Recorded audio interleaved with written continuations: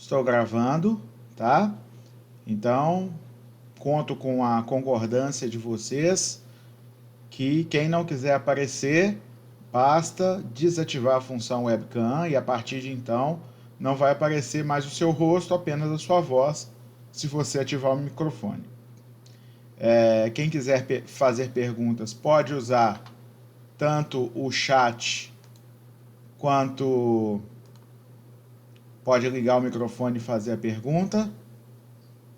Cleófas, tudo bem? Você está me ouvindo?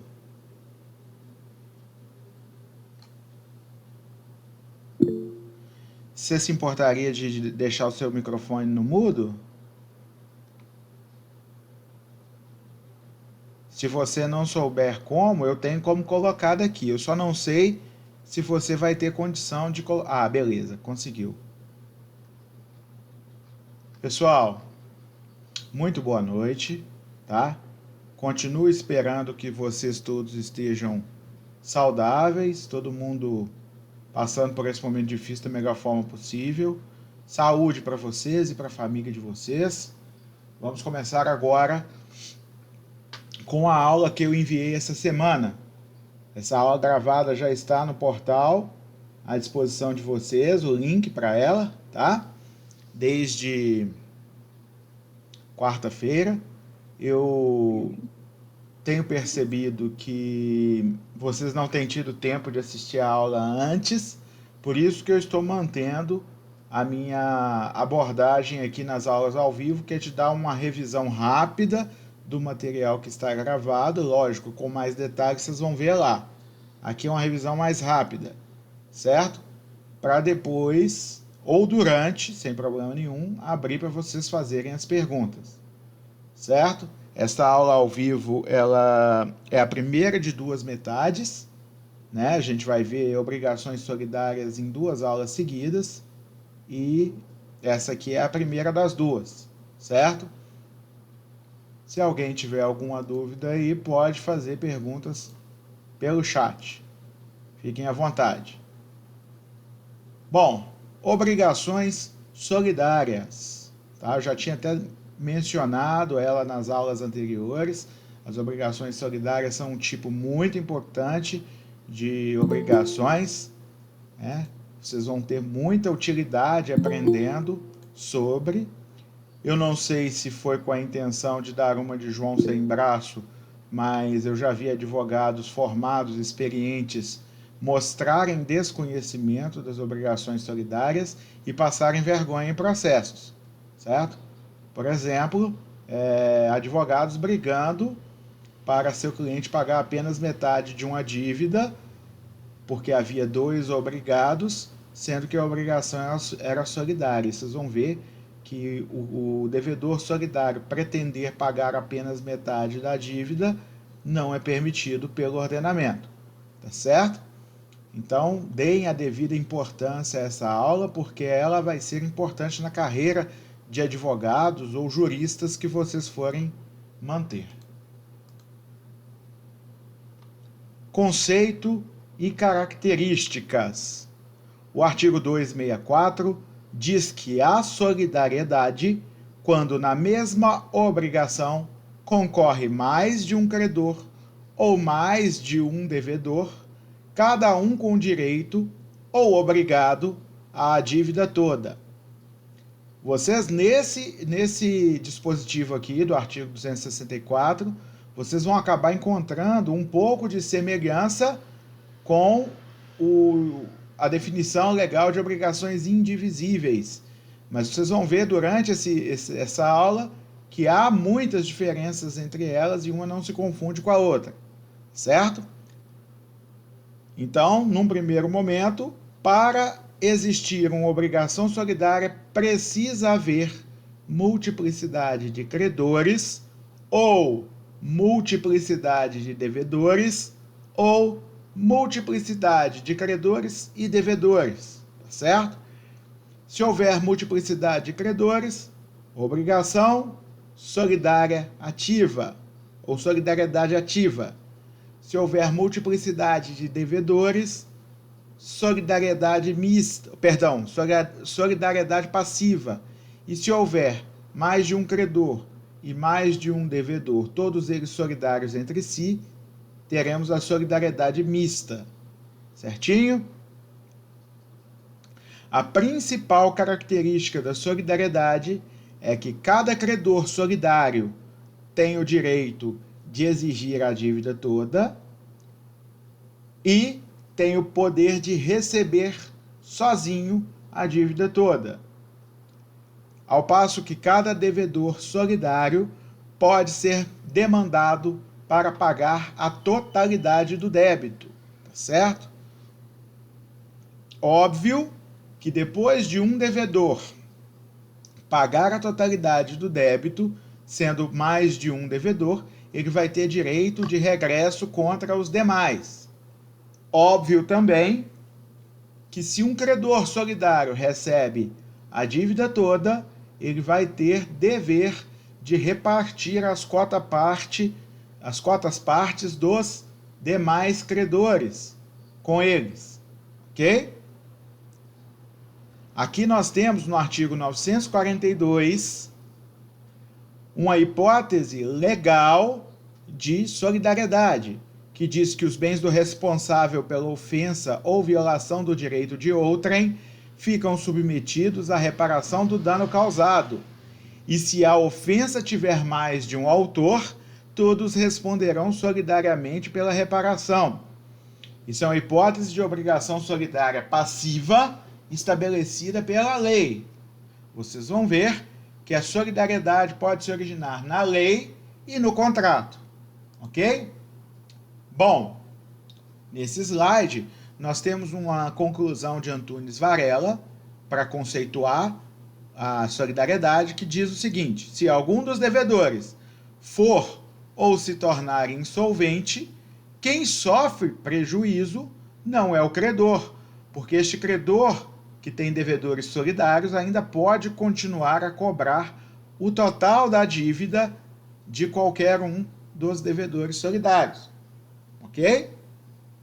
Então, quem acaba tomando prejuízo se um dos credores se tornar insolvente e não puder pagar a parte dele, é outros devedores que vão ter que pagar a dívida por inteiro.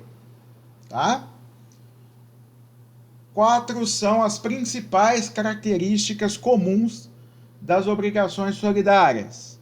Primeiro, letra A, pluralidade de sujeitos. Podem ser ativos na solidariedade passiva, ou passivos na solidariedade passiva, ou ativos e passivos numa solidariedade mista. Tá certo? Então você entende que não há por que razão falar em solidariedade se não houver multiplicidade de credores ou pelo menos de devedores, tá certo? Se tiver apenas um credor e apenas um devedor, não há por que mencionar a solidariedade. Ela só faz sentido com a multiplicidade de sujeitos ativos ou a multiplicidade de sujeitos passivos. Letra B, multiplicidade de vínculos. Isso nós vamos falar o resto da aula e vai ser importante entender essa multiplicidade de vínculos para entender o restante da aula, porque vai haver diversas referências a essa característica. O que eu quero dizer com multiplicidade de vínculos? Eu estou querendo dizer que, apesar de ser apenas uma obrigação solidária, que é um tipo de obrigação complexa, vai haver vários vínculos obrigacionais simples dentro dela. Cada vínculo obrigacional desses constitui um vínculo separado. E isso significa que cada um desses devedores pode ser obrigado a pagar a dívida toda. Não quer dizer que mais de um devedor vai ter que pagar o todo da dívida, tá? Porque uma vez que o primeiro deles pague, os outros estarão liberados. E o comprovante de quitação obtido por esse que pagou, ele libera os demais do pagamento aos credores. Mas cada um dos que não pagou vai continuar tendo obrigação de pagar a sua parte para aquele devedor que pagou tudo. Certo? Então, multiplicidade de vínculos significa que vai ter um vínculo diferente a cada um dos múltiplos credores ou múltiplos devedores que houver. Eu vou explicar melhor isso depois com exemplos, tá? Unidade de prestação. Visto que cada devedor responde pelo débito todo, não há por que dizer e nem é permitido exigir a fragmentação da prestação. Esta prestação ela é una, como é a prestação una da obrigação indivisível. Só que aqui há diferenças entre a prestação da obrigação indivisível e a prestação da obrigação solidária. Basta vocês terem em mente agora de que a prestação vai ser uma só e qualquer dos devedores será obrigado ao pagamento da dívida integral. D. Corresponsabilidade dos interessados. Essa prestação ela poderá ser recebida por qualquer dos credores, poderá ser cobrada por qualquer dos credores e deverá ser paga por qualquer um dos devedores, que terá que pagar a integralidade do débito. Certo? Vamos falar agora da natureza jurídica da solidariedade. Nós temos uma doutrina clássica que diz que, na verdade, a solidariedade é uma representação recíproca. É como se um dos devedores tivesse uma procuração para agir em nome dos demais, uma procuração tácita, não escrita. E os outros também teriam essa procuração para agir em nome de todos, ok? Então, cada um dos credores solidários ou dos devedores solidários teriam poderes para agir em nome dos outros. Essa teoria já caiu por terra, ela não é mais seguida pela doutrina mais moderna, que entendeu o seguinte: ora bolas, quando um devedor solidário ele paga o todo da dívida, ele não está agindo representando outros devedores, ele está agindo em nome próprio, pagando como devedor do todo. E da mesma forma, quando um credor vai a juízo sozinho para cobrar a totalidade da dívida, ele não está agindo em nome dos outros, ele está agindo em nome próprio. Então, isso de um ser representante do outro caiu por terra. Outra doutrina diz que a obrigação solidária passiva teria uma natureza jurídica semelhante a uma mútua fiança. É como se um devedor fosse igualmente fiador do outro, né? Garantiria um devedor o pagamento da dívida que não fosse paga pelo outro. Porém, essa doutrina também recebeu críticas, embora ela seja menos absurda do que a primeira, ela ainda também não alcança unanimidade entre os doutrinadores, pelo contrário, ela é mais criticada do que seguida. O Washington de Barros Monteiro, que a gente já citou nas nossas aulas, o Carlos Roberto Rodrigues é um que gosta muito de citar o Washington de Barros. Foi até do livro do Carlos Roberto que eu tirei essa citação aqui. O Washington de Barros ele distingue inicialmente a solidariedade ativa da solidariedade passiva.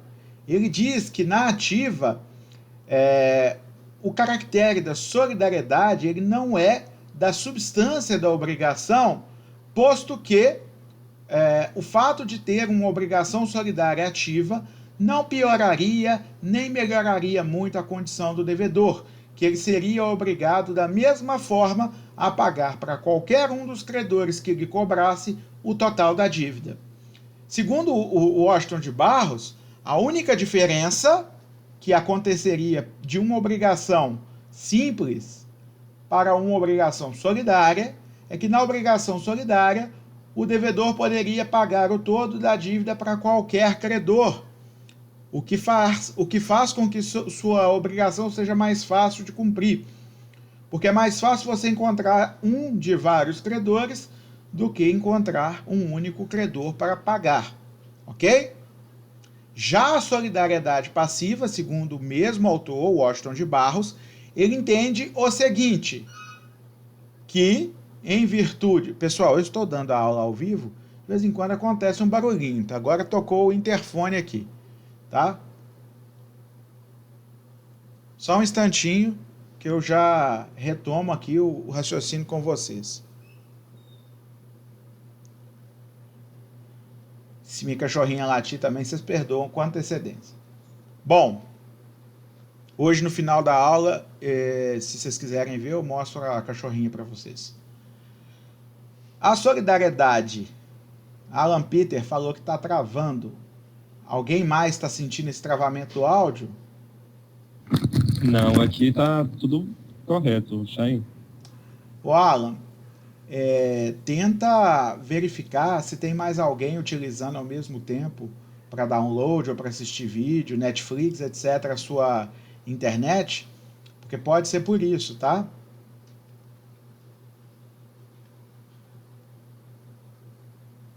Ou o torrent, né?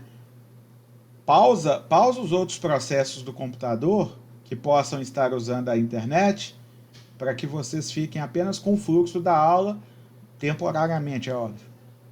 Tá ok? Então, no caso da solidariedade passiva, só um instantinho, gente. Márcia.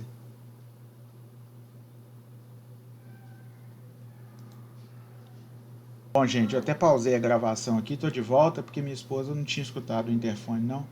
Mas estamos juntos de novo.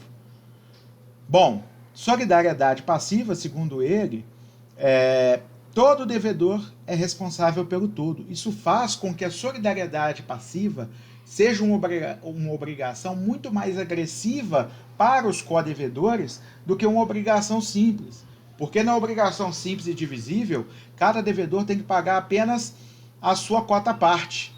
Enquanto na obrigação solidária passiva, todo devedor pode ser demandado pelo total da dívida, e quem tiver dinheiro para pagar pode ser obrigado a pagar a totalidade da dívida, certo?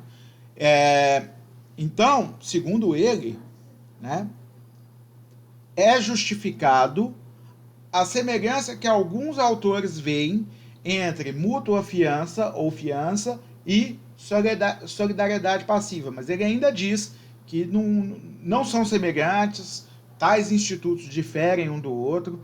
É verdade que acaba acontecendo na prática que um devedor passa a ser a garantia do não pagamento da dívida pelo outro, certo? Isso é normal. Porém, não é justo dizer que haja semelhança com o contrato de fiança. E eu vou dizer o porquê que não há essa semelhança. A primeira diferença entre fiança e solidariedade passiva é que a fiança é um contrato acessório, ao passo que a solidariedade ativa é uma característica da obrigação principal. Segundo, a fiança pode ser extinta sem que a dívida principal pereça, enquanto a solidariedade faz parte da substância da obrigação principal e não pode uma ser extinta sem a outra perecer também. Terceira hipótese, terceira diferença, qualquer dos devedores solidários são responsáveis pelo todo da dívida, não sendo o credor obrigado a respeitar qualquer ordem de preferência entre os devedores. Ele pode demandar qual ele quiser, na ordem que ele quiser, ou todos juntos, certo? Já no contrato de fiança, só pode atacar o patrimônio do fiador se o devedor principal não tiver recursos ou bens suficientes para pagar a dívida. Então, são diferenças suficientemente importantes para a gente entender que a natureza jurídica da obrigação solidária passiva não é de fiança. Na minha opinião, discordando de alguns desses autores que deixaram sua opinião aqui, a obrigação solidária é um tipo especial de obrigação, certo? E por ser um tipo especial de obrigação, não precisa ficar sendo comparada com outro instituto jurídico, tá? Se você for pensar bem, ótima pergunta, Alan. Você vai ter essa resposta daqui a pouquinho, tá? você vai ver que não pode ser presumida, tá? O Alan perguntou se a solidariedade pode ser presumida. Não. A resposta é não, e eu vou explicar o porquê não daqui a pouco. Então, solidariedade passiva ou solidariedade ativa, na minha opinião, é um tipo específico de obrigação que tem natureza jurídica de solidariedade. Ok? Não é o caso de você ficar comparando com outros institutos jurídicos, mesmo porque, na minha opinião, o estudo da solidariedade é tão importante ou até mais importante do que o estudo da fiança. Tá certo? Bom, primeiro vamos começar diferenciando. Primeiro não, porque a gente já passou vários slides, né? Diferenças entre solidariedade e indivisibilidade. Tem semelhança, mas é muito diferente, e as diferenças são mais importantes do que as semelhanças. Primeiro, as semelhanças. Vai haver, da mesma forma que na obrigação indivisível, uma multiplicidade de credores ou multiplicidade de devedores. Por quê? Porque se não tem essa multiplicidade, não há por que se cogitar em divisibilidade ou indivisibilidade de obrigação. Porque se é só um credor e só um devedor, basta que este devedor pague o todo da dívida para este credor e não há mais o porquê de ficar falando, não, é divisível ou não é. Tá? Então, na indivisibilidade, quando se considera a obrigação indivisível, a gente está tratando num caso de multiplicidade de sujeitos, passivo ou ativo. Entretanto, a outra semelhança entre a obrigação indivisível e a obrigação solidária é que o credor pode exigir o todo em ambas. A diferença, ou melhor, as diferenças são que, primeiro, a solidariedade, o devedor, ele é obrigado a pagar sozinho a dívida por ser devedor do todo, e não porque a prestação é indivisível, como no caso da indivisibilidade. Nesse caso, cada devedor é devedor do todo, mesmo que a prestação seja divisível, certo? A divisibilidade aí não se refere ao objeto, ok? Nesse caso, a indivisibilidade da obrigação solidária, ela se refere aos sujeitos. Todos os sujeitos, todos os devedores são obrigados a pagar o todo da dívida, ok? Porque devem tudo. Poxa, professor, mas se todo mundo deve tudo, o credor vai receber um monte de vezes o valor da dívida. Não vai. Porque depois que o primeiro paga, os outros todos estão liberados da dívida que tinham com o credor, passando a ser devedores do devedor que pagou tudo. Entendeu? Então, os codevedores, se um devedor sozinho pagar tudo, os outros codevedores, cada um tem que pagar a sua parte para esse devedor que pagou tudo sozinho. Tá certo? Outra diferença. No caso das obrigações indivisíveis, o objeto só é indivisível porque não dá para dividir sem que morra, ou que perca valor, ou que seja destruído. Tá? Por exemplo, se eu tenho que entregar um relógio, essa obrigação é indivisível porque não tem como dividir o relógio em dois. Certo? Na solidariedade, não é por isso, não é por causa do objeto, é por causa da vontade das partes ou por causa da lei que estabeleceu solidariedade entre os sujeitos da obrigação, ok? Então a solidariedade se deve aos sujeitos, tem caráter subjetivo, enquanto a divisibilidade ou indivisibilidade, elas se referem ao objeto da ação, da prestação, da obrigação. Deixa eu ver qual pergunta aqui que o Alan fez. Sim, Alan. Vamos supor, obrigação indivisível, tá? Não foi determinado que há solidariedade. É simplesmente uma obrigação indivisível de entregar um cavalo. São 3 devedores. Um deles está com o cavalo. Este foi demandado e entregou o todo do cavalo. Quitou a dívida e os outros 2 vão pagar 1/3 do cavalo cada um, para que todo mundo fique igual neste valor dispendido. Só que, na obrigação indivisível, essa obrigação só não foi fracionada em 3 porque o cavalo é indivisível, certo? Na obrigação solidária, o não fracionamento se deve à lei ou à vontade das partes e recai sobre os sujeitos e não sobre o objeto. Ou seja, se em vez de um cavalo, 3 pessoas devem 3.000 numa obrigação solidária, são devedores solidários, qualquer um dos 3 pode ser cobrado pelos 3.000. E depois que lute, esse meme está na moda, né? Depois ele que lute para receber o 1.000 de cada um dos outros. Tá? Na obrigação indivisível, não. Se em vez do cavalo eu tiver que pagar 3.000, ela não é mais indivisível. Deixou de ser indivisível por força do artigo 263 do Código Civil. Ok? Bom. Então, e eu até me adiantei, né?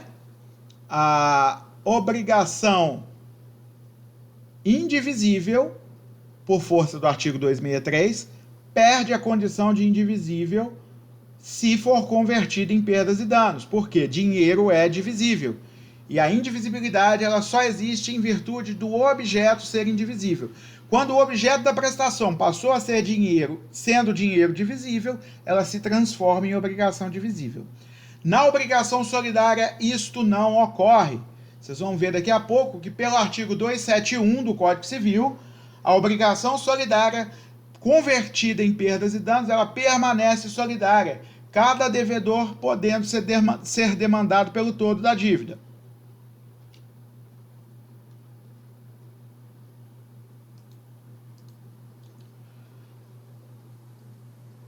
Ok? Então aqui, esse primeiro parágrafo desse slide aqui, questão de ser subjetivo ou objetivo, eu acabei de explicar no slide anterior. Eu me adiantei um pouquinho, mas isso aí é exatamente o que eu acabei de falar. Princípios comuns à solidariedade. E aí vai a resposta do Alan, que ele fez. Tá? A dúvida do Alan vai ser sanada aqui. O 265 diz que a solidariedade não se presume. Resulta da lei ou da vontade das partes.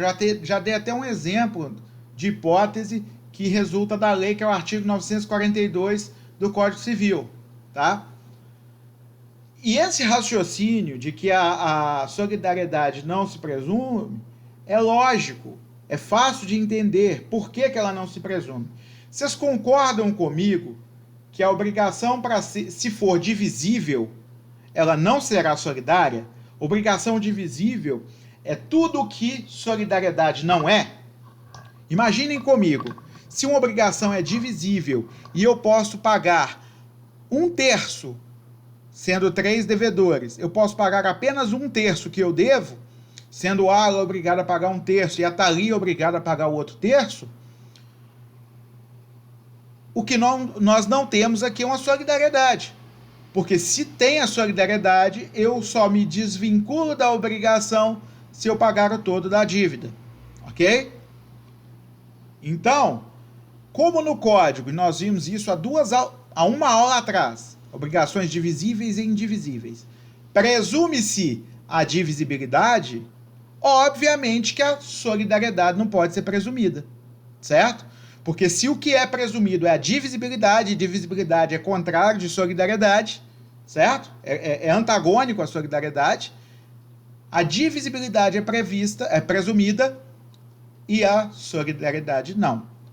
Então, só haverá solidariedade nos casos em que a lei determinar que a obrigação é solidária, nos casos em que a sentença judicial determinar que uma condenação gera uma obrigação solidária, e nesses casos é porque a lei já tinha autorizado antes, e nos casos em que for vontade das partes no contrato, certo? Se no momento de assumir a obrigação as partes concordaram que haveria solidariedade passiva ou solidariedade ativa, haverá.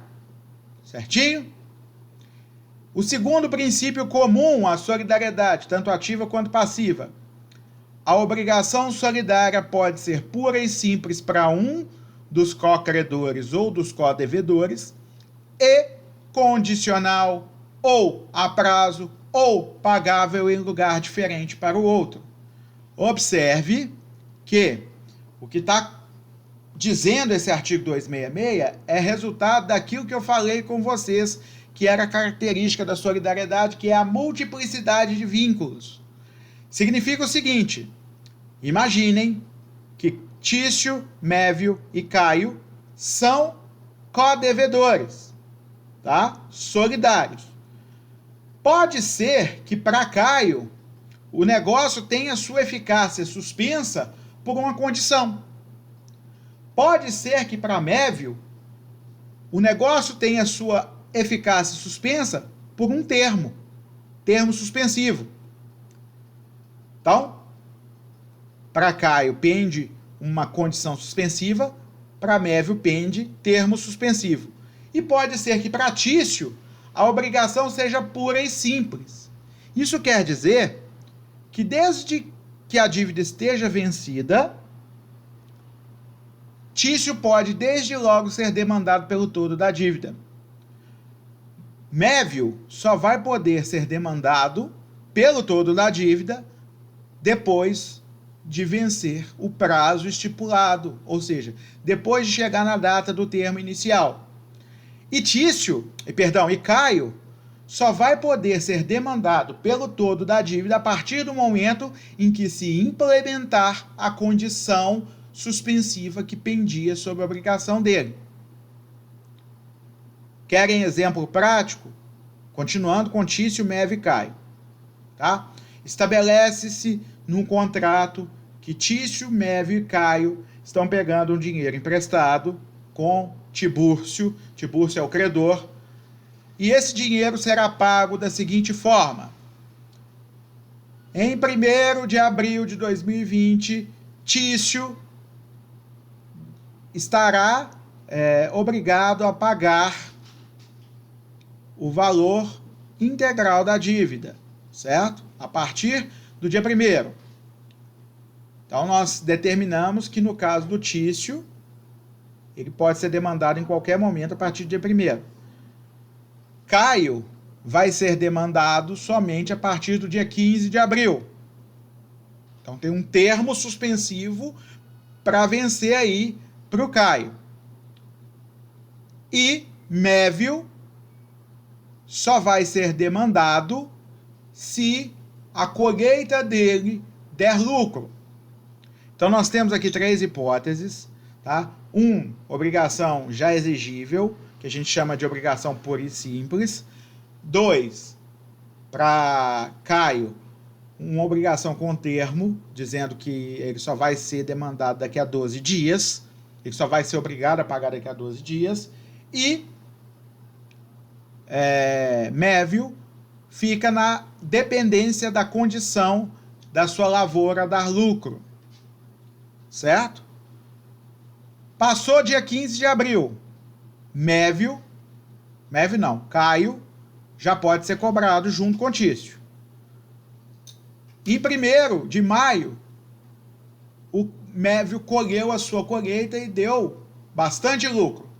Então, a partir de 1º de maio, o Mévio se junta aos outros devedores e pode ser demandado pelo todo da dívida.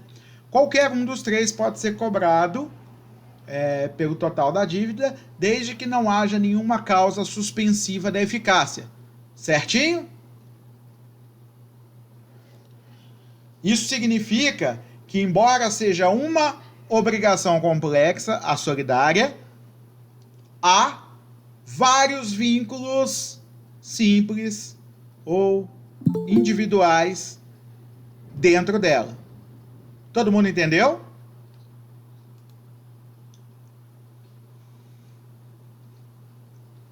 Hoje eu tô meio tristinho aqui com vocês, não com vocês que estão aqui, mas com o número grande de pessoas que não veio para a aula ao vivo. O que está acontecendo? O pessoal está desanimando de assistir a aula, é por causa da pandemia, tem gente deprimida aí na sala. Tentem estimular uns aos outros, tá? Quem sabe, depois que vocês terminarem de assistir a aula, cada um pega a cerveja que tem na geladeira de casa e bebam vocês com videoconferência, fazendo companhia um para o outro. Quem sabe isso não dá certo para vocês matarem a saudade. Tá certo? Vamos continuar, tá? Temos aqui, então, os princípios comuns à solidariedade. Terminamos de vê-los, tá? Não exige-se palavra sacramental ou uma palavra específica para que se entenda que a obrigação é solidária, tá? Basta que isso resulte inequívoco da leitura do contrato. Por exemplo, obrigando-se as partes in solidum, usando a expressão em latim, ou por inteiro, ou pelo todo, ou solidariamente, ou qualquer outro tipo de expressão que leve a crer que aquela obrigação é solidária, ok? Pode a solidariedade surgir junto com a elaboração do contrato inicial, ou ela pode surgir posteriormente por um termo aditivo, né? Você faz um adendo mencionando a qual obrigação que vai ser aplicada a solidariedade ativa ou passiva, certo? Isso de baixo eu já expliquei, né? Que há múltiplos vínculos, né? Múltiplas obrigações simples a integrar essa obrigação complexa, que é a obrigação solidária, tá certo? Aqui no início deste slide, está falando da possibilidade de você colocar condição, ou prazo, ou simplesmente uma obrigação simples para um dos codevedores e para os outros não. Ou seja, estou só mostrando para vocês que nesse slide está aquilo que eu já falei com relação aos slides anteriores. Até mesmo com relação à causa de uma obrigação, pode haver diferença entre um vínculo e outro. Vamos dar o exemplo aqui que o Carlos Roberto deu. Imagine que a pessoa está fazendo uma excursão e contratou uma agência de turismo e está indo no ônibus dessa agência, certo? Esse ônibus é atingido por um veículo, levando um dos passageiros do ônibus a se machucar, tá? Aí, esse passageiro, a culpa do acidente tinha sido do outro veículo que bateu no ônibus. Porém, a responsabilidade da empresa de seguro que tornou-se obrigada a velar pela segurança dos passageiros é objetiva. Mesmo sem culpa, a empresa de seguros, não, de turismo, pode ser obrigada a indenizar esse passageiro, certo? Por descumprimento contratual, tá? Porque assumiu a obrigação de levar os passageiros em segurança ao local da viagem e voltar. Ela vai responder, então, por responsabilidade objetiva. Você já tem uma pequena noção do que seja responsabilidade objetiva ou não? Responsabilidade objetiva é aquela que não se baseia em culpa, tá? Não precisa verificar se o cara agiu com vontade ou dolo, né? Ou com imprudência ou negligência. Basta que tenha sido causado um dano por uma conduta daquele agente. Já a responsabilidade do dono do veículo, que não tem um contrato com este passageiro, ela é aquiliana, ou extracontratual, ou responsabilidade pelo ato ilícito que ele praticou. E depende da constatação de culpa deste motorista. E aí o cara pode entrar contra a empresa de turismo e contra o motorista culpado pelo acidente, ao mesmo tempo na justiça, e a condenação pode condenar os dois a indenizarem esse passageiro, por exemplo, em R$10.000. Os dois são obrigados pelo todo, ok? Por força do artigo 942 do Código Civil. Porém, a origem da obrigação do primeiro é extracontratual e a causa da obrigação da empresa de turismo é contratual, certo? Só estou expondo isso para mostrar para vocês que há uma obrigação solidária, porém vários vínculos obrigacionais simples diversos, tá? Todo mundo entendeu o que eu quis dizer? Estamos juntos?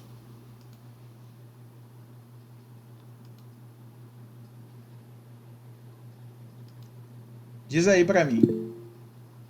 Stephanie entendeu? Beleza. Vamos em frente agora, tá? Várias pessoas contraindo uma dívida solidariamente significa que elas são devedoras perante o credor, ok? Entre elas, não há solidariedade. A obrigação entre elas é divisível. Vamos explicar isso agora. Tício, Mévio e Caio são devedores de uma obrigação solidária e o credor é o Tibúrcio. Tibúrcio vai e cobra de Tício. Tício vai e paga os R$3.000 que devia pelo todo da dívida. Mévio e Caio passaram a ser devedores de Tício, que pagou a dívida toda, em R$1.000 cada um. E essa obrigação é divisível. Cada um pode ser cobrado só da sua cota à parte, porque a solidariedade não existe entre os devedores. Ela existe para com o credor. Então, eles são obrigados solidariamente a pagar o todo da dívida para o credor. Mas quando um deles paga, ele é credor dos outros dois na parte deles, mas somente na parte de cada um. Ok? Enquanto estiver pendente uma condição suspensiva estipulada para um dos devedores, o credor não pode cobrar dele, certo? Mas vai poder praticar, segundo o artigo 130 do Código Civil, atos conservatórios, porque se trata de um direito eventual dele. E ele pode tomar medidas que visem a conservação desse direito, certo? Somente com o implemento da condição é que vai nascer o direito desse credor em relação àquele devedor favoravelmente ao qual pendia a condição, tá certo? Se essa condição tornar-se impossível de ocorrer, ela se frustrar, tá? Aí aquele devedor fica automaticamente liberado da obrigação.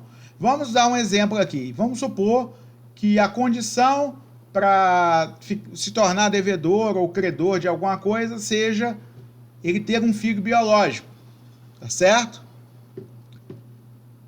Se ele for estéril e isso ficar comprovado, não tem mais jeito de acontecer essa hipótese de ter um filho biológico, ok? E aí? E aí que ele torna-se liberado da obrigação, porque só ia ser devedor quando acontecesse a condição. E foi verificado, pela esterilidade dele, irreversível, que jamais vai acontecer essa gravidez, ou seja, a condição nunca vai acontecer. Atos conservatórios? Dou, claro. Exemplo, uma ação possessória. A gente estabelece que o Alan, a Thalia e o Pedro, que são donos de uma fazenda, são devedores solidários desta fazenda. A gente estabelece que a fazenda pode ser cobrada no todo de todos os três. Ok? Bom, tem uma condição suspensiva pendente. Eu não posso cobrar ainda a fazenda. Entretanto, tem um malandro querendo invadir essa fazenda. E eu sei que se ele invadir, vai causar um problemão. Essa fazenda vai ser atacada, vai ser destruída, etc. Eu posso tomar providências para defender não a minha posse, mas a posse dos meus devedores, porque se implementar a condição, essa fazenda vai ser minha, certo? Aí eu posso entrar com a ação possessória para tirar o invasor de lá e reintegrar aquelas pessoas que têm a posse como possuidoras da fazenda. Entendeu, Alan? Beleza, isso é um exemplo, tá? Mas isso aí você pode fazer vários, ok? Qualquer ato que vise a conservação do direito.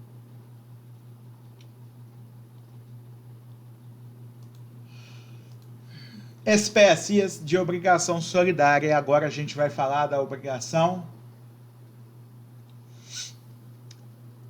solidária ativa. Na solidariedade ativa, nós vamos ter mais de um credor e somente um devedor, tá certo?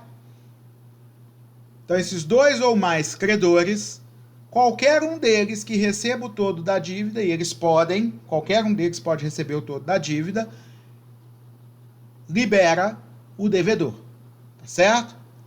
Além do mais, qualquer um deles, além de receber, pode cobrar judicialmente sozinho, sem autorização ou companhia dos demais, ok? É muito difícil acontecer solidariedade ativa hoje, porque é uma coisa que pode dar muito problema. Qual que é o tipo de problema que pode acontecer? Um credor, quando eu digo que é difícil ter solidariedade ativa, é a contratual, tá? Aquela que eles optam por ser uma solidariedade ativa. Você imagina que um credor receba o todo da dívida e fuja com o dinheiro. Exatamente, né? Ou se torne insolvente. O dinheiro entra, é bloqueado, ele paga as dívidas dele e fica devendo, né? Então, isso não é normal acontecer por vontade dos devedores. Apesar de desvantagens aos credores, a solidariedade ativa oferece ao devedor uma comodidade que é de poder pagar a dívida para qualquer um dos credores que ele encontrar. Então a vida dele fica mais fácil, tá? Qualquer dos credores pode reclamar o cumprimento integral da obrigação. Pode ir a juízo cobrar do devedor o valor total. Só que cá entre nós muda muito pouco a situação do devedor, porque ele devia 100 e continua devendo 100. Tá? A diferença é que qualquer um dos três pode vir cobrar o 100 e não somente um. Tá? Então, essa é a questão da solidariedade ativa. É assim que se difere das demais. Exemplos.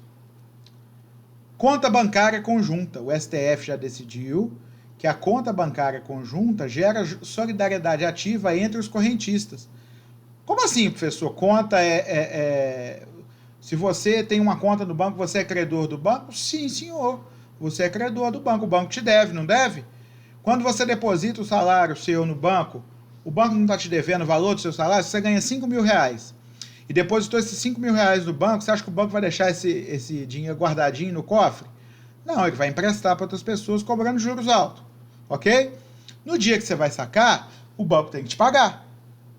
Entretanto, sendo uma conta conjunta, você, por exemplo, e sua esposa, que é a correntista conjunta, são ambos credores solidários ativos, né?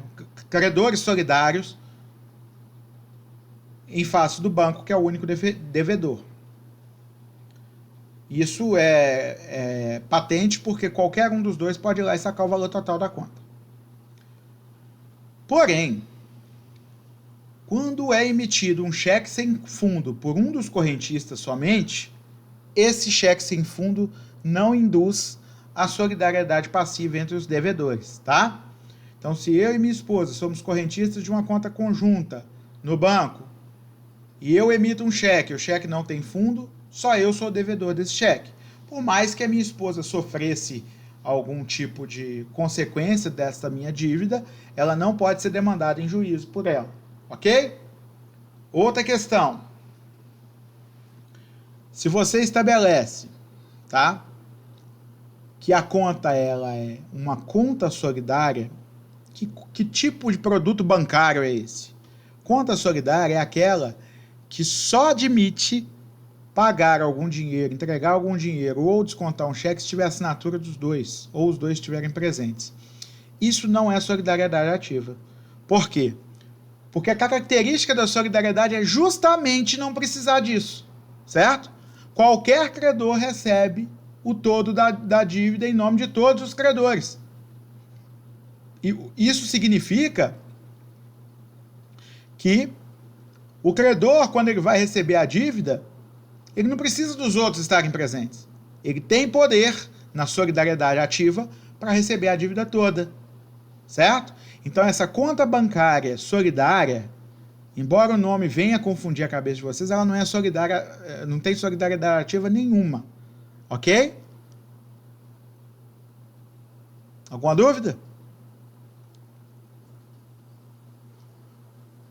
Outro exemplo de solidariedade ativa são aqueles cofres que vocês veem no filme, que a pessoa entra lá dentro, abre uma gavetinha, tem um cofre lá com objetos pessoais. Se tiver mais de uma pessoa que seja autorizada a receber o conteúdo daquele cofre, é uma obrigação de restituir, vocês concordam comigo, né? O banco pegou em depósito e agora vai devolver.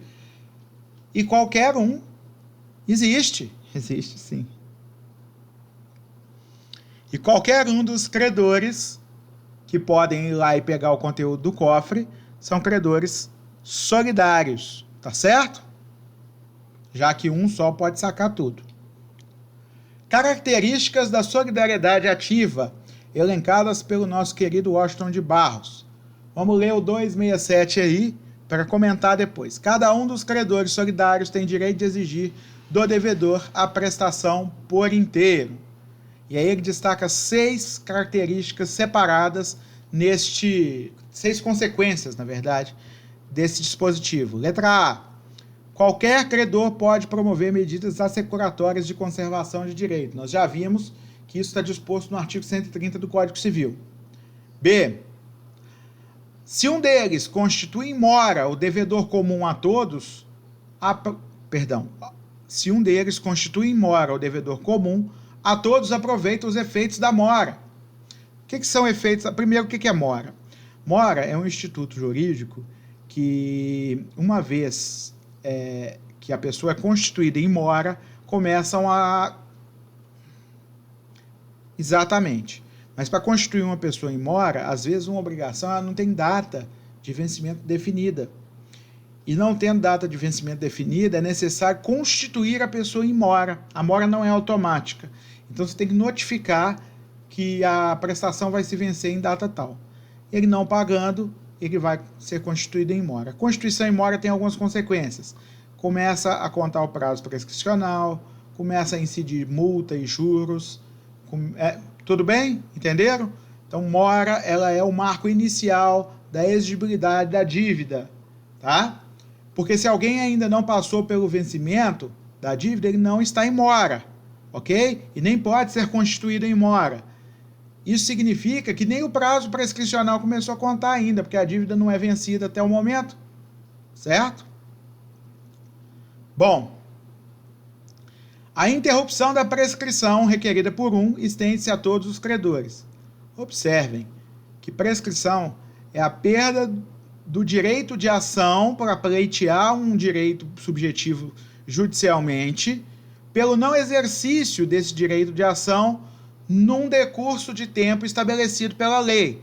Na lei civil estão nos artigos 205 e 206 do Código Civil, certo? Bom, o prazo prescricional ele pode ser suspenso, hipótese em que ele fica paralisado um tempo e começa a continuar do mesmo ponto e continua a contar do mesmo ponto depois, da mesma forma que pode ser interrompido o prazo prescricional. Se interrompido, ele volta a contar da estaca zero depois, certo? Então, Ocorrida a interrupção da prescrição, volta a zero. Então vamos supor que uma dívida prescreva em 5 anos. Deu 4 anos e meio, tem 3 credores solidários. O MEV e o Caio não estão fazendo nada, estão lá de boaça esperando acontecer. O Tício fala, poxa, daqui a 6 meses isso prescreve, vou entrar com a ação agora. Entra com a ação, promove a citação do Tibúrcio, que é o devedor, e o Tibúrcio, citado, tem a prescrição interrompida. Essa interrupção da prescrição estende-se a todos os credores, não é só em relação a Tício, tá? Diferente seria se a obrigação fosse divisível, ok? Se Tibúrcio devesse R$ 1.500 e essa obrigação fosse divisível, primeiro, cada um dos credores só poderia cobrar os seus R$ 500. Segundo, interrompida a prescrição de R$ 500 do Tício, continua contando a prescrição dos R$ 500 do Mévio e do Caio, certo? Se um dos credores entrar com a ação sozinho, ele vai participar do processo de execução dessa sentença que ele obtiver também sozinho, embora o resultado dessa sentença seja benéfico para os demais credores. Por quê? Porque ao garantir a sentença, o Tício fez com que o direito se consolidasse e a partir daí ele pode executar. Executando, ele vai ter que repassar aos demais credores a cota parte deles. Letra E. Se um dos cocredores se tornar incapaz, não acontece, isso não influencia o direito dos outros cocredores, porque, como eu disse, o vínculo ele é múltiplo, certo? Finalmente, se um dos credores decai da ação, não ficam os outros inibidos de acionar. Pode acontecer de quando o Tício entrar com um processo, o devedor ter uma pega contra ele. Por exemplo, compensação. Ele alega que Tício também tem uma dívida com ele. E Tício não tem que cobrar nada dele, porque o Tício também é devedor dele. E aí o juiz julga improcedente o pedido de Tício, dizendo, Tício, é improcedente o seu pedido, porque você deve a ele mais do que ele te deve. Então, não há nada feito, tá? Não vou considerar que ele tem que te pagar nada, não. Beleza. E aí Mévio quer entrar na justiça. Mévio pode? Pode, tá? Porque a gente vai ver depois, está no artigo 274 do Código Civil, um efeito prejudicial de uma sentença não prejudica a quem não esteve no processo, tá certo? Então os outros podem entrar com a ação depois. 268. Enquanto alguns dos credores solidários não demandarem o devedor comum, ele pode escolher a quem pagar dentre esses credores solidários. Mas a partir do momento em que um entrar com a ação de cobrança, um ou mais de um, o devedor fica obrigado a pagar para este que entrou com a ação de cobrança, tá? Ele que se vire para dividir entre os outros depois. Mas aí o pagamento tem que ser feito aqui. Ocorre um fenômeno semelhante à concentração. Nesse caso, concentra-se em um devedor o poder de cobrar a dívida, porque ele entrou com a ação sozinho e os outros ficaram inertes, certo? Então, Tibúrcio deve R$3.000 solidariamente a Tício, Mévio e Caio. Mévio e Caio estão contando estrelas. Tício, que é mais impaciente, entra com a ação. Aí Tibúrcio fica com raivinha de Tício porque ele entrou na justiça e fala, também não pago para Tício, vou pagar para o Mévio. Tá certo? Mévio vai e recebe, Tício vai e fala assim, não senhor, você vai pagar para mim, eu vou receber neste processo, e se você não paga para mim, você vai ter que pagar 2 vezes. Aliás, se você pagou para Mévio, você vai ter que pagar 2 vezes. Paga para mim e depois vai cobrar de Mévio o regresso pelo que você pagou 2 vezes. Tá? E deixa que eu partilhe entre eles. Por que Mévio vai receber o dinheiro se eu que entrei com a ação na justiça? Tá certo?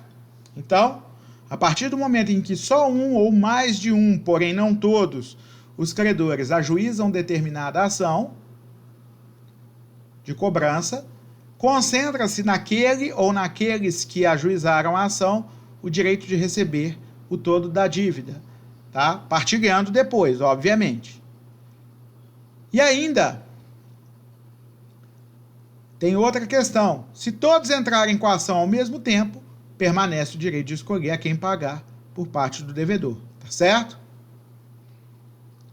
Se a ação for extinta sem julgamento do mérito, o cara que entrou com a ação volta à mesma posição dos outros credores, e aí volta a poder escolher o devedor a quem pagar.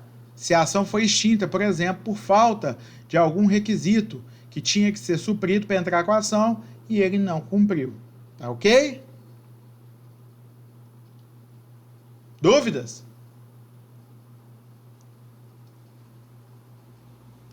Vou dar uma olhadinha se tem coisa nova aqui no chat. Nada.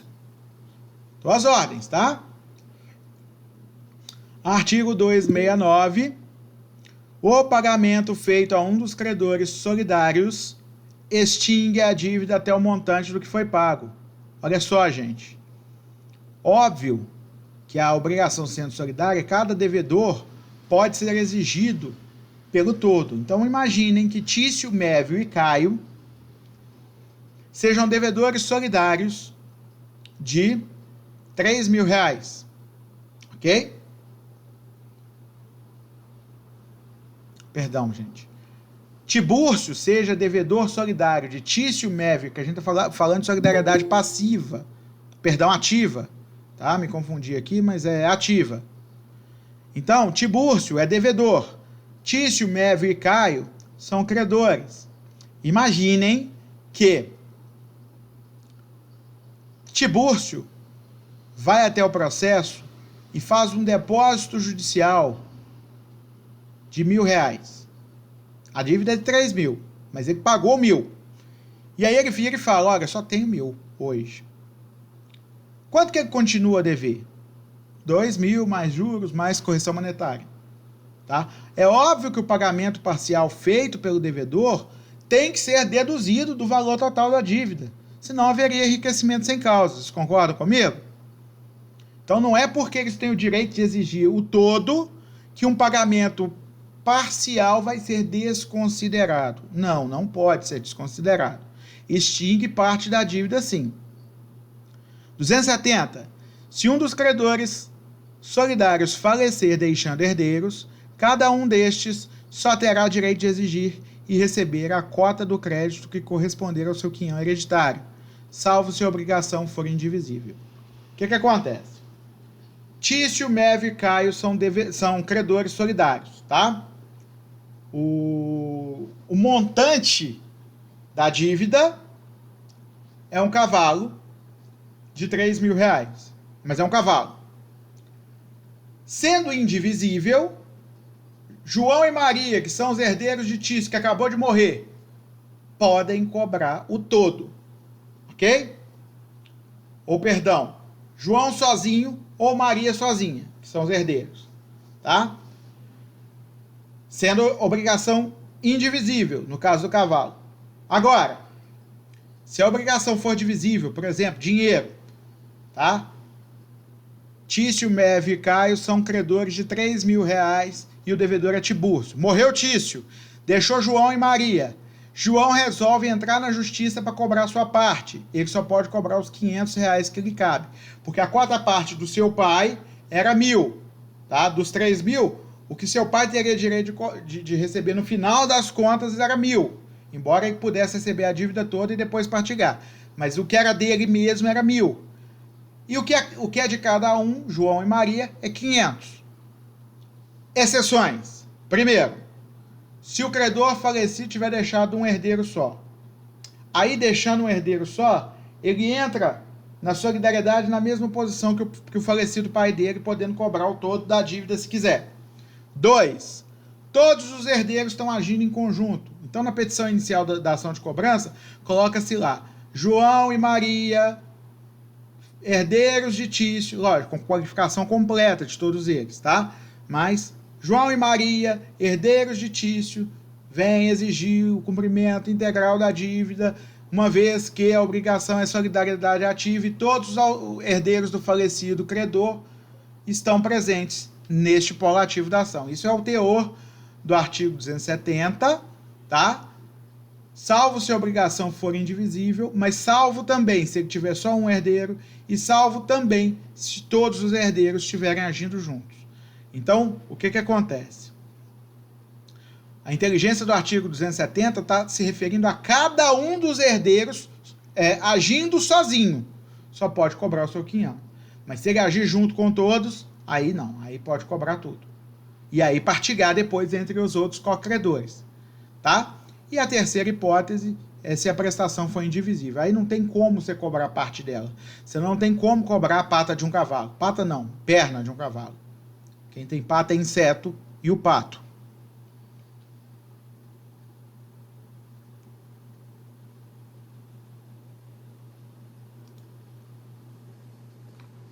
Tá com saudade, William, das aulas presenciais? Eu também tô.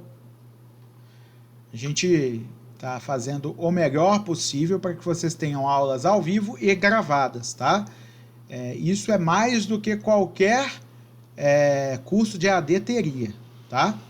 Só para vocês terem ideia, o curso de EAD só tem material de leitura, não tem aula ao vivo, não tem aula gravada, tá certo? Só para vocês saberem disso aí. É mais do que qualquer curso de... Ela está sendo gravada, Sabrina, tá? Vai ser disponibilizada para vocês. Então, continuando aqui. Nessa, eu sempre disponibilizo, tá? As outras já estão lá. Eu estou criando um fórum cada vez que eu disponibilizo uma aula nova para vocês terem o link para acessar essa aula nova, ok? Bom,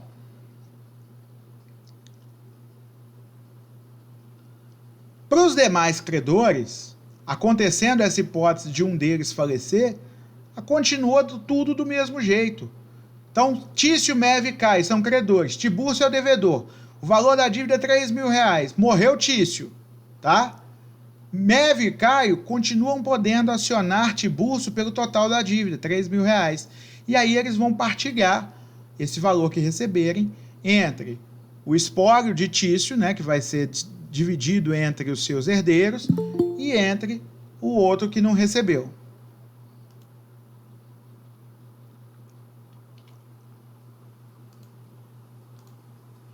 R$ 271 foi aquele exemplo que eu dei de comparação da obrigação indivisível com a obrigação solidária. Artigo 271. Convertendo-se a prestação em perdas e danos, subsiste, para todos os efeitos, a solidariedade. Por quê? Se no caso da indivisibilidade, pelo teor do 263, convertendo em perdas e danos, a indivisibilidade cai por terra. Porque a indivisibilidade ela só existe por causa da indivisibilidade do objeto. A partir do momento que o objeto passou a ser dinheiro, tornou-se divisível, tá? Na solidariedade isso não ocorre, é a inteligência do artigo 271. Mesmo convertendo a prestação em perdas e danos, vai manter-se a solidariedade, ou seja, cada credor vai continuar podendo cobrar do devedor o todo da dívida. Tudo bem? 272. O credor que tiver remitido a dívida ou recebido o pagamento, responderá aos outros pela parte que lhes caiba. Então, vamos pensar nessas duas hipóteses. Remitido, tá? Remitido. Perdoado, exatamente. Na aula passada eu expliquei essa diferença. Vamos lembrar aqui. Verbo remitir, tá? 2 S's na remissão. Perdoar. Verbo remir, C cedilha na remissão. Resgatar, recuperar um bem que foi tomado judicialmente. Verbo remeter, destinar a algum lugar ou a alguém, tá?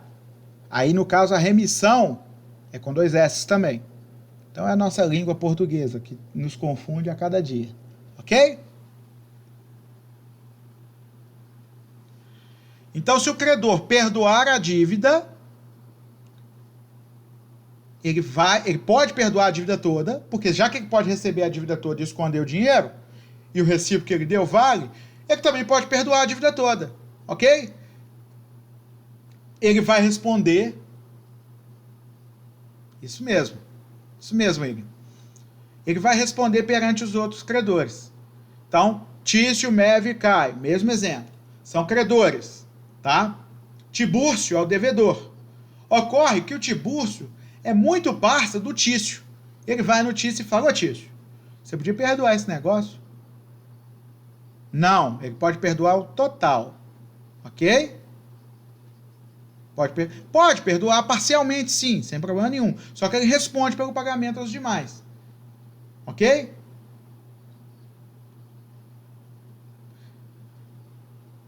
Mas ele pode perdoar só o quinhão deles. Só que aí, se a prestação for indivisível, os outros vão ter que entregar ao devedor o valor correspondente ao quinhão perdoado. Da mesma forma que se resolve no perdão parcial da obrigação indivisível. Mas se divisível, você só mostra o valor que foi perdoado por um deles e compensa. Ok?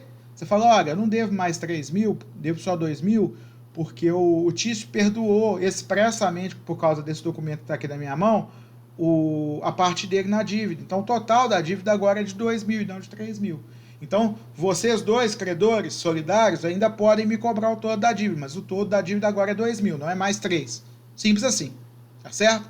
Agora, a diferença em relação às obrigações indivisíveis é que, nesse caso, o credor tem poder de perdoar o todo da dívida, porque ele mesmo vai ser responsável por pagar os outros. Certinho?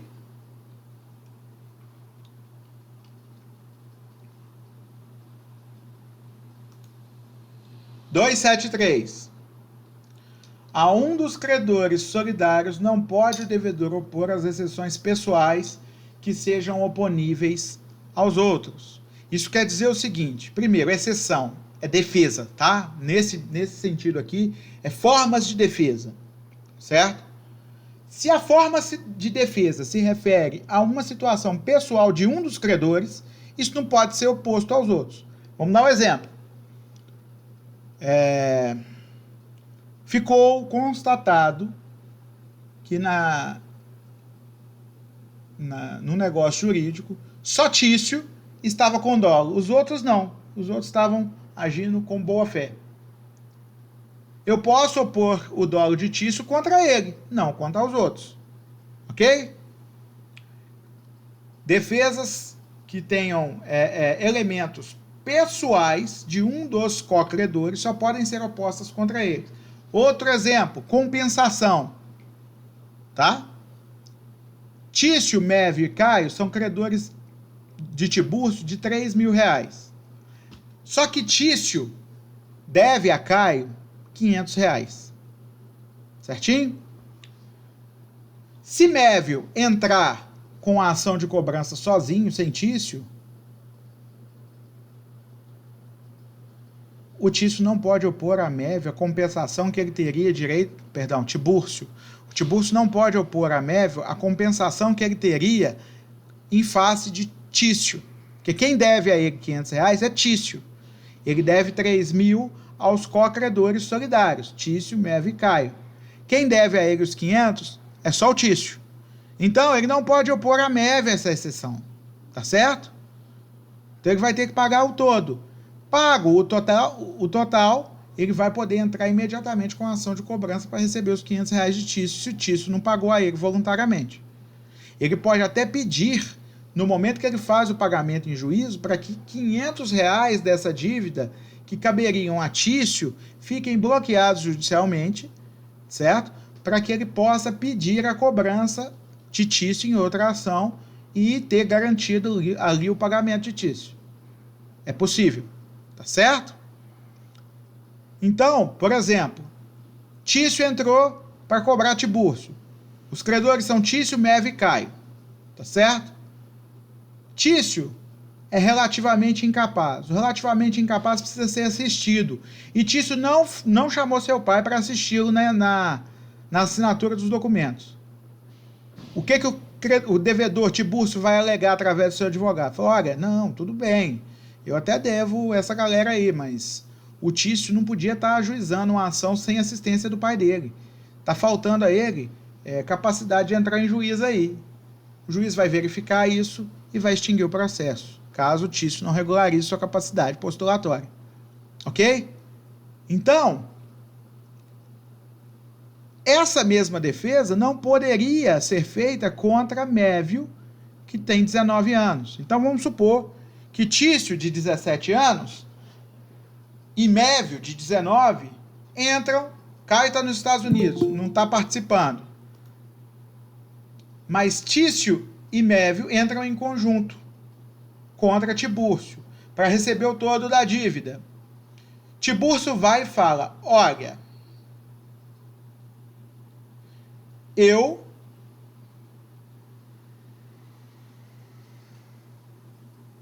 aconteceu alguma coisa aqui, eu não estou entendendo. Todo mundo continua vendo a apresentação normalmente?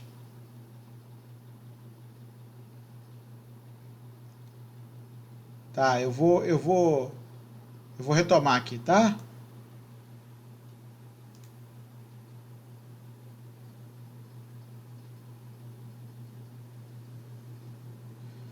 É porque quando a Samay entrou, ela, em vez de clicar em participar, ela clicou em apresentar. Aí interrompeu minha apresentação.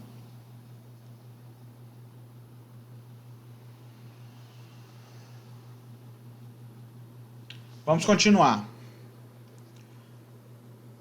Eu estava dizendo que Tício e Mévio entraram juntos em litisconsórcio ativo, ou seja, os dois entraram na justiça juntos contra o Tibúrcio, para cobrar o todo da dívida, tá? Tício é menor, tem 17, não foi assistido, mas Mévio é maior, tem 19, não precisa de nenhuma representação ou assistência. Tício alega a menoridade, Tibúrcio alega a menoridade de Tício para que o processo seja extinto em relação ao Tício, porque ele não foi assistido pelo pai. Mas ele não pode falar isso contra a Mévio. Então o processo vai continuar com relação a Mévio, porque exceções pessoais só podem ser apresentadas em relação à pessoa que tem essa característica pessoal. Tá certo?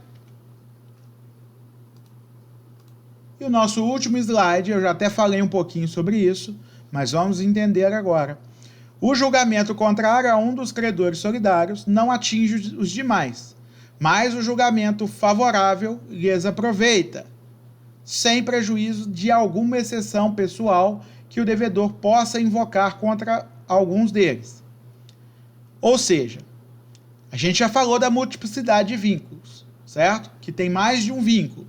Só que se o Tício entrou na justiça sozinho e ganhou, não é necessário que os outros tenham que entrar com outras ações, porque o resultado daquela ação aproveita aos outros. Depois que Tício receber tudo, quem tem que receber é Tício, porque aí o devedor já não tem mais opção de pagar os outros, porque quem entrou na justiça e ganhou foi o Tício. Mas quando o Tício receber tudo, ele tem que repassar a parte de cada um para Mévio e Caio, ok? Só que se Tício perder a ação, Mévio e Caio não são prejudicados. Por quê? Primeiro, Tício pode ter perdido por causa de uma circunstância pessoal. Segundo, ainda que não seja, Mévio e Caio não estavam presentes no processo para alegar o que quisessem. Então a coisa julgada não atinge pessoas que não estavam presentes naquele processo. Isso é o teor do artigo 506 do CPC de 2015. Tá? Aqui o que eu estou citando não é Código Civil, não é Código de Processo Civil. A sentença faz coisa julgada às partes entre as quais é dada, não prejudicando terceiros. Entendido? Então, se a sentença for favorável,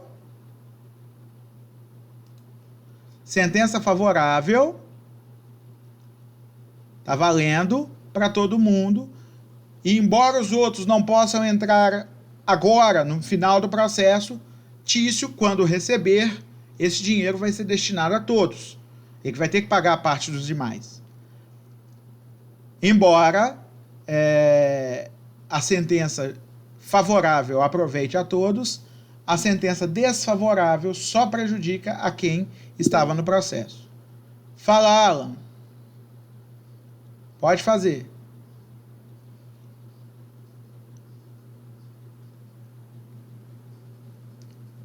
Boa pergunta. Custas iniciais são pagas pelo autor. Elas se referem a despesas com o processamento da ação e com as citações dos réus. Tá? Custas finais são pagas por quem perde a ação. Certo? Se as partes não têm condição de pagar custas, ou seja, se no valor atual recebem acho que menos de R$2.000 ou 2 salários mínimos, elas não vão ser taxadas com custas. Elas vão poder entrar na justiça sem pagar custas. Mas se elas ganharem mais do que isso, vão ter que pagar. Outra questão. Você pagou as custas iniciais para entrar com o processo. Eu vou falar disso então daqui a pouco. Você pagou as custas processuais, tá?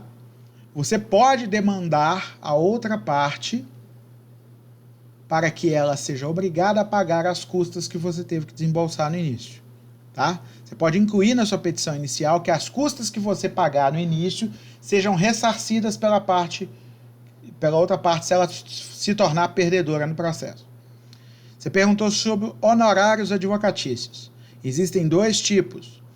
Os contratuais se referem a um contrato entre cliente e advogado. Isso significa que o cliente paga seu advogado com dinheiro do cliente.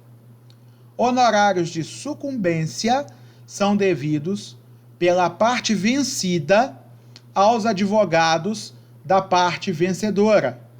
Certo? Então vamos supor, João está na justiça contra Maria. Nenhum dos dois tem benefício da assistência judiciária. Ou seja, se perderem, vão ter que pagar custas e honorários de sucumbência. Maria perde. De 10% a 20% do valor da causa, pode ser condenada a Maria a pagar para o advogado de João. Não é para João, não. Tá? Honorário de sucumbência é tudo de bom. Todo advogado, o olhinho briga quando ouve falar em honorário de sucumbência. Tá? E aí o advogado de João recebe o que estava no contrato com João, por exemplo, R$3.000 para entrar com a ação, e ainda recebe honorários de sucumbência pagos por Maria. Tá? Honorários de sucumbência não se compensam com honorários contratados. Tá? Tem muita gente, tem muito cliente que não entende ou não quer entender que os honorários de sucumbência não pertencem a ele, mas sim pertencem ao advogado. Isso é o teor do artigo 85 do Código de Processo Civil. Deixa eu abrir aqui para mostrar para vocês.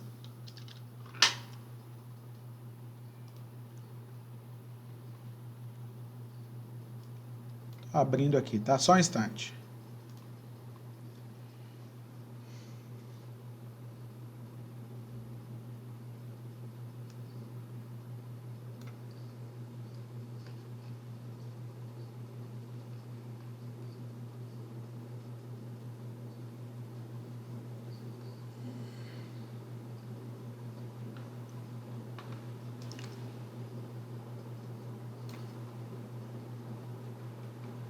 Estão vendo aqui? Todo mundo está vendo o artigo 85 aqui?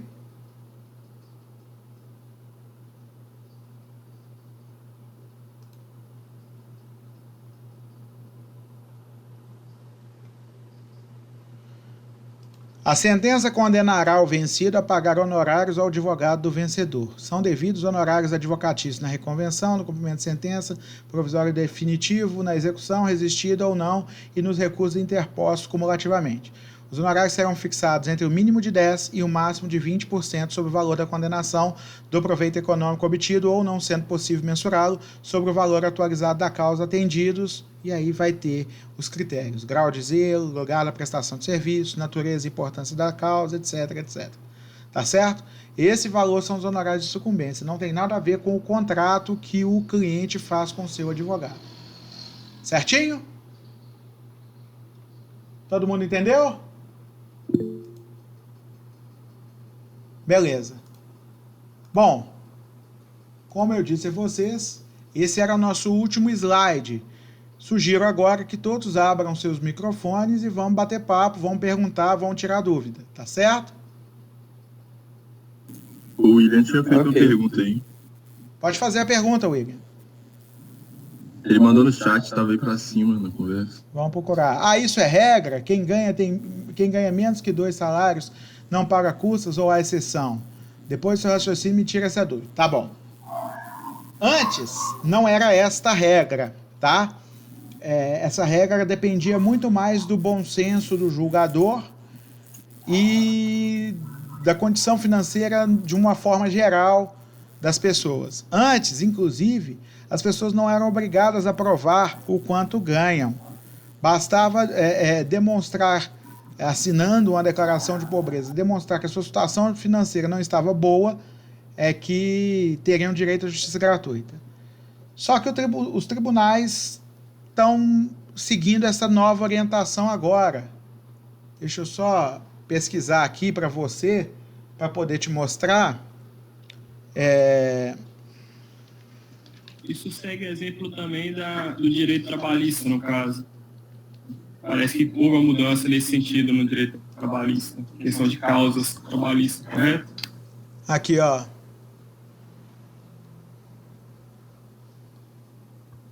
O valor foi reajustado, né? A nova lei, quem recebe o salário de 2.335, mas essa aqui eu acho que é para...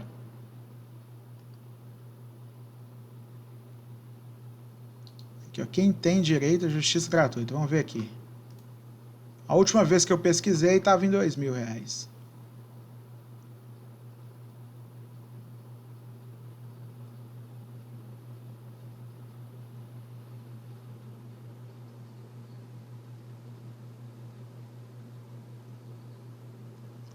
Não está aqui. Mas a última vez que eu pesquisei era exatamente isso, tá? R$2.000, o valor limite. Tá ok? Depois eu vou pesquisar de qual foi a lei que eu tirei isso para mostrar para você. Não sei se você ouviu meu raciocínio, mas isso também se dá ao direito trabalhista, que parece que tem uma mudança nesse sentido. Do trabalhador. O que mudou no direito trabalhista é o seguinte, que a assistência judiciária vai ser concedida de forma mais rigorosa ou não, tá? E também os critérios para condenação por litigância de má-fé também foram alterados, de forma que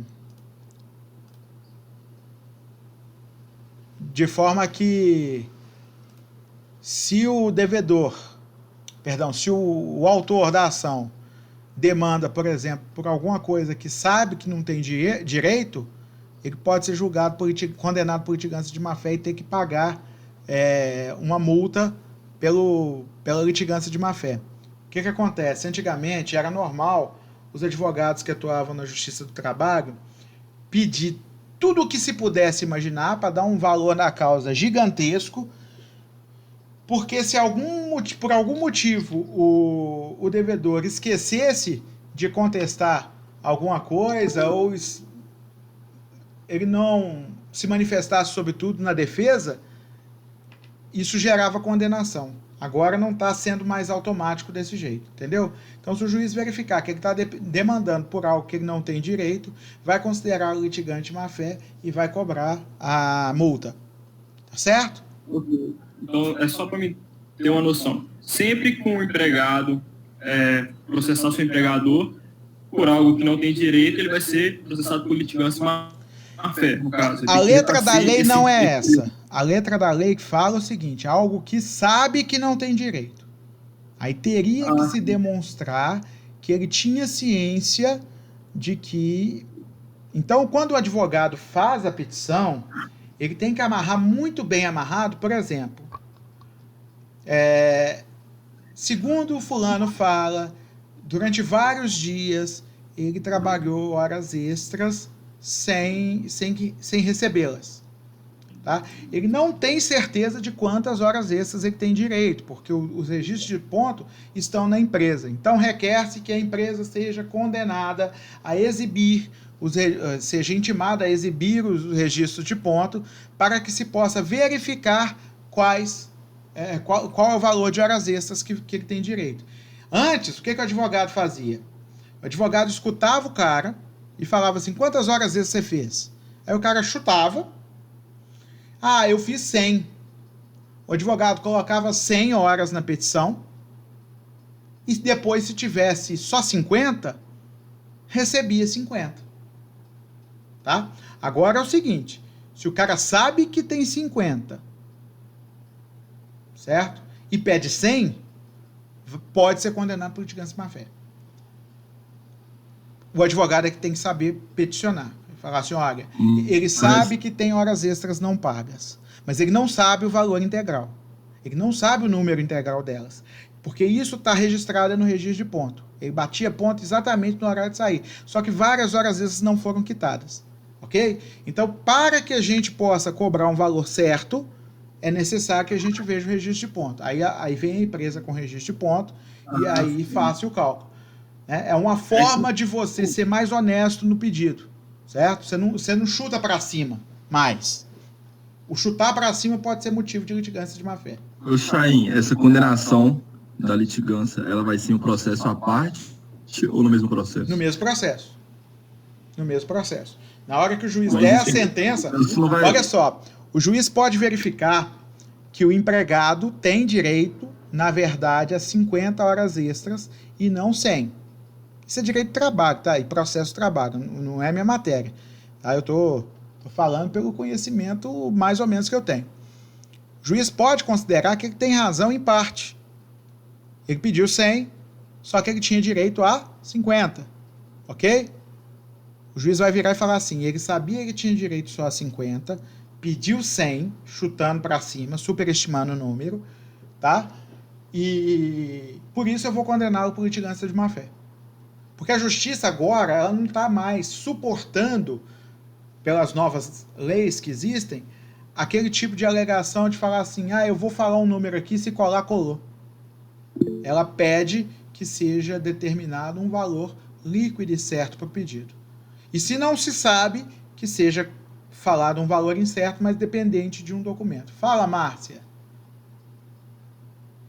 Atrasada, tal.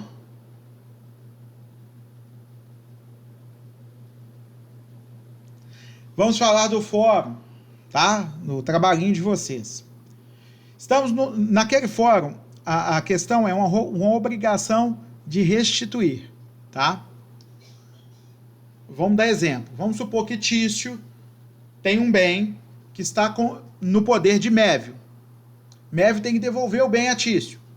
Salvo engano, no exemplo da jurisprudência do fórum, é um banco que financiou o carro do cara, tá? E a propriedade do carro fica para o banco até a quitação. Se o cara para de pagar, o banco entra com um pedido para que o carro seja restituído ao banco, devolvido para o banco. Tá? Porque o carro pertence ao banco, está no nome do devedor, porém, por causa da alienação fiduciária, a transferência da propriedade para o nome do cara que está comprando o carro só dá com a quitação integral. Certo? Então o carro pertence ao banco. Está na posse do devedor. E aí o banco entra com um pedido para que o devedor seja obrigado a restituir o carro ao banco. Só que a restituição tornou-se impossível. Tá? Sei lá por quê. Talvez o carro pegou fogo, talvez o carro foi vendido e o cara que comprou sumiu com o carro. Né? Não se sabe onde é que está o carro. O fato é, o carro não está mais no poder do devedor para devolvê-lo para o credor. Certo? Beleza. A dúvida lá é por que a astrente não é mais eficaz. A astrente é uma multa que o objetivo dela é obrigar o cara a cumprir a obrigação. Tá? Ou seja, eu estou aplicando aqui uma multa por dia que ele não cumpre, para como ele vai ver que a dívida dele está aumentando, ele vai lá e cumpre depressa. Só que se o bem não está mais com ele e é impossível para ele cumprir, a astrente não faz nada. Né? Vai ser impossível que ele devolva. E como que se resolve isso? Se a prestação se tornou impossível. Ou seja, a prestação se tornou impossível, sem culpa do devedor. Como se resolve? A prestação se tornou impossível, com culpa do devedor. Como que se resolve? Não existindo mais o bem, como que se resolve? O que que faz? Ele vai entregar o quê? Ele vai ser obrigado a dar o quê no lugar? Esta é a pergunta do fórum. Entendido? O professor, alguns alunos, se não me engano, o Rafael também está, eu também estou com essa dificuldade, nós não estamos conseguindo acessar o pincel atômico, ou que poderia fazer algumas atividades que está lá depois. Ele chegou a informar você ou comentou alguma coisa com algum outro professor? Qual que é o problema com vocês não conseguirem acessar o pincel? Por que você sabe? Não está dando. A gente está colocando lá a nossa matrícula e não está conseguindo entrar. Aí você já ligou para o TI lá da faculdade? Sim. Só que falou que ia resolver e até hoje nada. E nós estamos nessa ainda. Tá. Acho que nós perdemos um fórum. Não, tudo bem. Faz o seguinte, continua ligando para ele resolver seu problema, porque todo o material é enviado através do portal. É necessário que vocês tenham acesso. Deixa eu interromper essa gravação aqui, senão vai ficar grande à toa o arquivo, tá? Porque agora a gente está tirando dúvidas mais genéricas, não precisa estar gravado. Concordam comigo? Oi?